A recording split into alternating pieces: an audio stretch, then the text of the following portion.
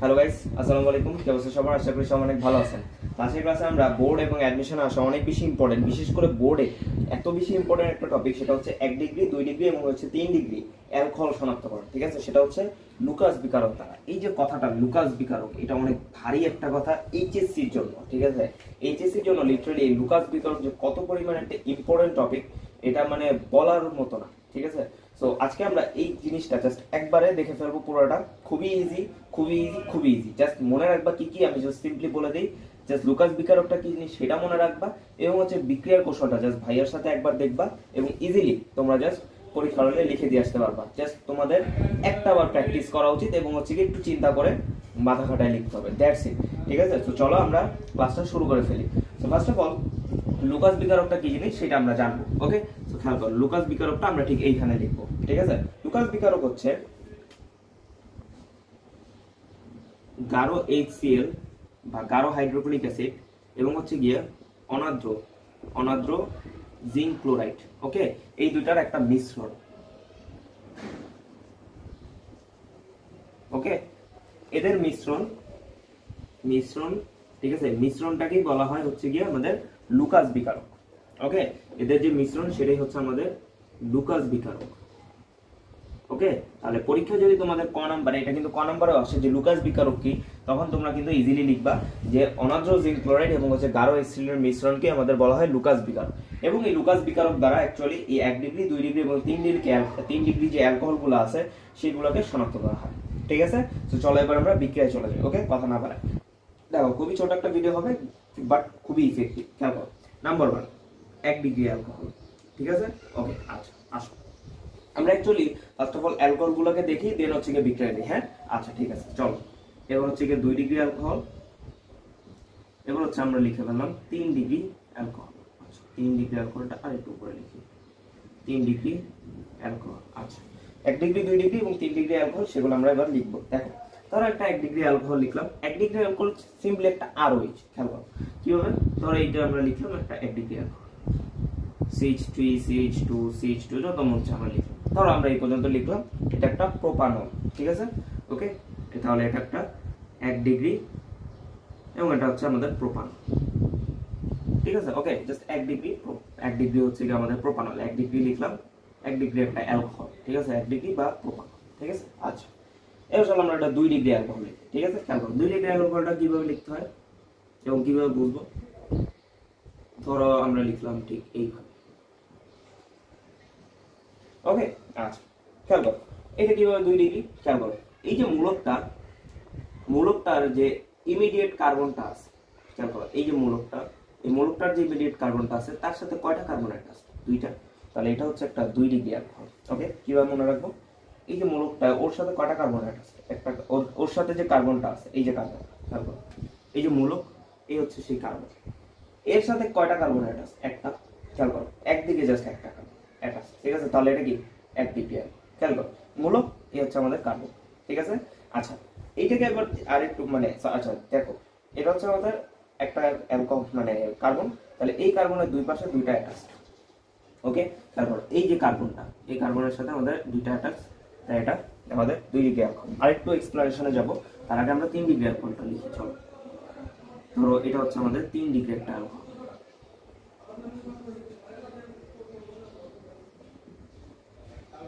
ওকে, so খেয়াল করো আমাদের এই কার্বনে কিন্তু 4টা হাত ফিলা, এটা হচ্ছে আমাদের 3 ডিগ্রি অ্যালকোহল। খেয়াল করো মূলকের সাথে কোন কার্বন? এটার সাথে কয়টা কার্বন অ্যাটাচ? 1টা 2টা 3টা, তাই এটা 3 ডিগ্রি অ্যালকোহল। এবার আমরা এক্সপ্লেনেশনে যাব। তোমাদেরকে আমি ওই যে ভিডিওটা আছে, কোন ভিডিওটা আই গেস, ওই যে আলফা কার্বন যে বুঝাইছিলাম মনে আছে, যে আমাদের ক্যানিজারো মানে অ্যালডল সে বিক্রিয়াগুলো আছে, সেখানে যখন আমরা বুঝাইছিলাম যে একটা ইয়ার সাথে যে আলফা কার্বন অথবা আমাদের হচ্ছে গিয়ে বিটা কার্বন, সেগুলো আমরা কিন্তু দেখাইছিলাম। ওকে, তো আলফা কার্বন কিভাবে চিহ্ন করতে হয় সেটা আমরা এখন দেখবো, যে আলফা কার্বনের মাধ্যমে কিভাবে আমরা বুঝবো যে একটা জিনিস 1 ডিগ্রি অ্যালকোহল বা 2 ডিগ্রি অ্যালকোহল। ঠিক আছে, খেয়াল করো এটা হচ্ছে আমাদের একটা মূলক, এই মূলকের সাথে আমাদের যে কার্বনটা থাকবে সেটা হচ্ছে আমাদের আলফা কার্বন, রাইট? এটা কিন্তু আমরা জানি। ঠিক আছে, ওকে, এই আলফা কার্বনের সাথে যদি একটা কার্বন থাকে তাহলে সেটা 1 ডিগ্রি অ্যালকোহল। খেয়াল করো এই যে মূলক, এর সাথে যে কার্বনটা আছে এটা হচ্ছে আমাদের আলফা কার্বন, রাইট? এর সাথে যদি 2টা কার্বন থাকে দুই পাশে, খেয়াল করো, এই যে একটা, এই যে একটা, তাহলে দুই পাশে দুইটা, তাহলে এটা কি 2 ডিগ্রি অ্যালকোহল। ঠিক আছে, এবার খেয়াল করো এই যে মূলক, মূলকের সাথে যেটা আছে সেটা হচ্ছে আমাদের একটা আলফা কার্বন। ঠিক আছে, আলফা কার্বনের তিন পাশে 3টা কার্বন আছে, খেয়াল করো, একটা, দুইটা এবং হচ্ছে 3টা, তাহলে এটা কি একটা 3 ডিগ্রি অ্যালকোহল। তাহলে এটা একটা 2 ডিগ্রি এবং এটা হচ্ছে আমাদের 3 ডিগ্রি। ওকে, তাহলে খেয়াল করো, খুব ইজিলি আমরা বুঝতে পারলাম। ফার্স্ট অফ অল আমরা ঠিক ওইভাবে বুঝতে পারি। এবার আমি এক্সপ্লেনেশন দিলাম যে অ্যাকচুয়ালি কিভাবে আমাদের ডিগ্রিটাকে সিলেক্ট করা হয়। ওকে, এবার আসো কিভাবে আমরা এই যে লুকাস বিকারক এইটা দিয়ে আমরা এটাকে শনাক্ত করতে পারি, চলো দেখি। ওকে, দেখো এবার আমরা এখানে একটা নিলাম, এখানে আমরা নিলাম ধরো যে একটু এইরকম দিই, হ্যাঁ ঠিক আছে, এখানে আমরা দিলাম এবং হচ্ছে এখানে আমরা দিলাম। ওকে, আচ্ছা এবার খেয়াল করো, আমরা কিন্তু বলছি কি গাঢ় হাইড্রোক্লোরিক অ্যাসিড এবং হচ্ছে জিঙ্ক ক্লোরাইড দিতে হবে অনার্থ। ওকে, এখানে যেটা করব আমরা এখানে হাইড্রোক্লোরিক অ্যাসিড দিয়ে দিব। ওকে, হাইড্রোক্লোরিক অ্যাসিড দিব এবং এটা হচ্ছে আমাদের কনসেন্ট্রেট। ওকে, ইংলিশে CONC লেখা মানে হচ্ছে কি এটা একটা গাঢ় যৌগন। ঠিক আছে, আচ্ছা তো তারপর এখানে আমরা হাইড্রোক্লোরিক অ্যাসিড দিব, যেটা হচ্ছে আমাদের কনসেন্ট্রেটেড হবে, এবং এখানে একটা হাইড্রোক্লোরিক অ্যাসিড থাকবে যেটা হচ্ছে আমাদের কনসেন্ট্রেটেড হবে। ওকে, আচ্ছা এবার খেয়াল করো, এখানে আমরা কি করব যে অনার্দ্র একটা জিঙ্ক ক্লোরাইড দিব। ঠিক আছে, এখানে খেয়াল করো। আচ্ছা এবার হচ্ছে কি আমরা এখানে যেটা দিব সেটা হচ্ছে অনার্দ্র জিঙ্ক ক্লোরাইড। ওকে, অনার্দ্র জিঙ্ক ক্লোরাইড এখানে খেয়াল করো, এখানে আমরা কি দিব অনার্দ্র জিঙ্ক ক্লোরাইড। ওকে, এখানে আমরা যেটা দিব অনার্দ্র জিঙ্ক ক্লোরাইড। ওকে, বারবার শুধু HCl লিখে ফেলতেছি, সরি। ওকে, তাহলে খেয়াল করো আমরা এখানে নিয়ে নিলাম, এই যে খেয়াল করো দুইটার মিশ্রণ। ঠিক আছে, এখানে অ্যাকচুয়ালি HCl এখানের সাথে বিক্রিয়া করে এবং এটা অনেকটা প্রভাবকের মতো কাজ করে। ঠিক আছে, তো আমরা ঠিক এইভাবে ডি লিখলাম। এবার আমাদের যেই জিনিসটা হবে এখান থেকে জাস্ট সিম্পলি আমাদের যেই কাজটা হবে সেটা হচ্ছে গিয়ে আমাদের এখানে এই ক্লোরিনটা হাইড্রোক্লোরিক অ্যাসিডের সাথে রিপ্লেস করবে। এই যে ক্লোরিনটা এখানে যাবে এবং H এবং OH মিশ্রিত হয়ে পানি তৈরি করবে। ঠিক আছে, খেয়াল করো কিভাবে, এই যে আমাদের এইটুক খেয়াল করো, এইটুক তো সেম, খেয়াল করো এই যে এতটুক কিন্তু আমাদের সেম। ওকে, তাহলে এতটুক যদি সেম হয় তাহলে এইটুক আমরা লিখে ফেলবো এখানে যে আমাদের CH2 ওকে, এবং আমাদের এখানে OH এর জায়গায় জাস্ট ক্লোরিন রিপ্লেস হবে, অর্থাৎ এখানে আমাদের একটা RX তৈরি হবে। ওকে, RX বলতে বুঝো সেটা হচ্ছে কি আমাদের অ্যালকাইল হ্যালাইড প্রস্তুত হবে। তাহলে এটা তৈরি হলো এবং সাথে H এবং OH মিশ্রিত হয়ে আমাদের তৈরি করে পানি। ওকে, ঠিক এইভাবে সেম খেয়াল করো, এইখানে খেয়াল করো সেম। ঠিক আছে, এই OH-টাকে এই ক্লোরিন রিপ্লেস করবে। ঠিক আছে, তাহলে খেয়াল করো আমাদের এখানে CH3 CH2 CH3। ওকে, জাস্ট OH-টাকে ক্লোরিন রিপ্লেস করবে, খেয়াল করো OH-টাকে ক্লোরিন রিপ্লেস করবে এবং সাথে আমাদের তৈরি করবে হচ্ছে গিয়ে পানি। ওকে, এখানেও সেম খেয়াল করো। ঠিক আছে, জাস্ট OH-টাকে ক্লোরিন রিপ্লেস করে ফেলবে, খেয়াল করো এই যে আমাদের CH3 CH2। ওকে, এই খেয়াল করো OH রিপ্লেস করে ফেলবে কি ক্লোরিন। ঠিক আছে, তাহলে ক্লোরিন কি করবে রিপ্লেস করবে এবং আমাদের এখানে তৈরি হবে সাথে পানি H এবং OH। ওকে, তাহলে খেয়াল করো আমাদের বিক্রিয়াগুলো কত বেশি ইজি। ঠিক আছে, একদম ইজি, জাস্ট OH-টাকে ক্লোরিন রিপ্লেস করে একটা অ্যালকাইল হ্যালাইড প্রস্তুত করে ফেলবে। ওকে, তাহলে এইটা হচ্ছে একটা 1 ডিগ্রি অ্যালকাইল হ্যালাইড, এইটা উৎপন্ন হইলো একটা 2 ডিগ্রি অ্যালকাইল হ্যালাইড, এটা উৎপন্ন হইলো একটা 3 ডিগ্রি অ্যালকাইল হ্যালাইড।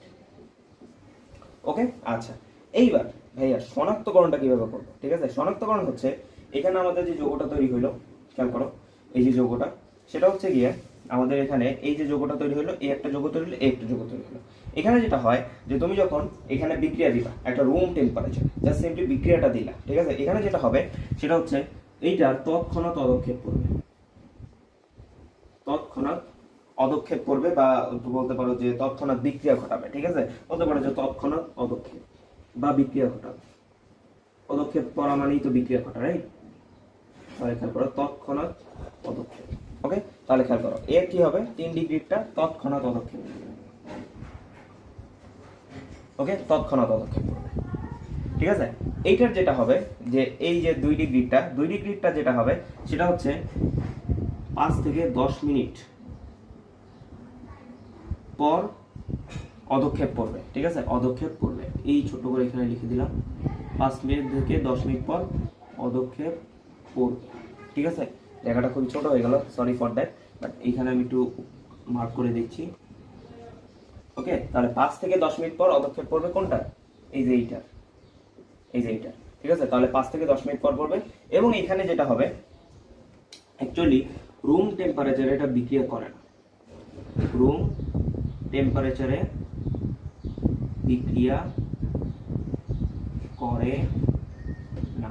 ওকে, রুম টেম্পারেচারে অ্যাকচুয়ালি বিক্রিয়া করে না, কিছু যদি তুমি তাপমাত্রা বাড়ায় দাও তাও অনেক সময় লাগে এটা বিক্রিয়া করতে। ওকে, তাও অনেক সময় নেয় এটা বিক্রিয়া করতে, ঠিক আছে। তাহলে আমি ছোট করে লিখে দিই, একটু হিজিবিজি হয়ে গেছে। জাস্ট এইটা যদি তুমি বিক্রিয়া দাও ঠিক এইভাবে, বিক্রিয়াটা তো আশা করি বুঝতে পারছো। তাহলে আমরা এখান থেকে 3 ডিগ্রিটার তৎক্ষণাৎ পদক্ষেপ পাবো, ঠিক আছে। 2 ডিগ্রিটার ক্ষেত্রে 5 থেকে 10 মিনিট পর পাবো। আর এটা রুম টেম্পারেচার অ্যাকচুয়ালি বিক্রিয়াই করে না অনেক ক্ষেত্রে, ঠিক আছে। তুমি যদি একটু বাড়ায় দাও তখন অনেক সময় নিয়ে দেন হচ্ছে কি এই বিক্রিয়াটা সম্পন্ন হয়, ঠিক আছে। সো এই হচ্ছে আমাদের আজকের ক্লাস। বোর্ডের জন্য অনেক বেশি ইম্পর্টেন্ট, অ্যাডমিশনে আসে বাট একটু কম আসে অ্যাডমিশনে, বাট আসে অ্যাডমিশনও। আর এইচএসসির জন্য তো বললামই অনেক বেশি ইম্পর্টেন্ট। সো এইভাবে তোমরা ইজিলি বিক্রিয়াগুলো লিখবা, জাস্ট সিম্পলি কিছু বর্ণনা দিবা, জাস্ট এইরকম সিম্পলি যে আমাদের লুকাস বিকারক দিলে এখান থেকে 1 ডিগ্রি একটা অ্যালকাইহাইড তৈরি হয়, পানি তৈরি হয়, যেটা রুম টেম্পারেচার আমাদের বিক্রিয়া করা, জাস্ট সিম্পলি এইভাবে বিক্রিয়াগুলো আমরা দিতে থাকবো, ঠিক আছে। তাহলেই দেখবা যে জাস্ট জৈব যৌগের ইজিনেসটাই হচ্ছে তোমরা বিক্রিয়াটা লিখবা, বিক্রিয়াটাকে তোমার নিজের ভাষায় হচ্ছে গিয়ে তুমি বর্ণনা করবা, তাহলেই দেখবা যে ইজিলি এই জিনিসটাকে তোমরা আত্মস্থ করতে পারবে। ওকে, তো আজকের ক্লাসটা এই পর্যন্তই। আসসালামু আলাইকুম ওয়া রাহমাতুল্লাহ।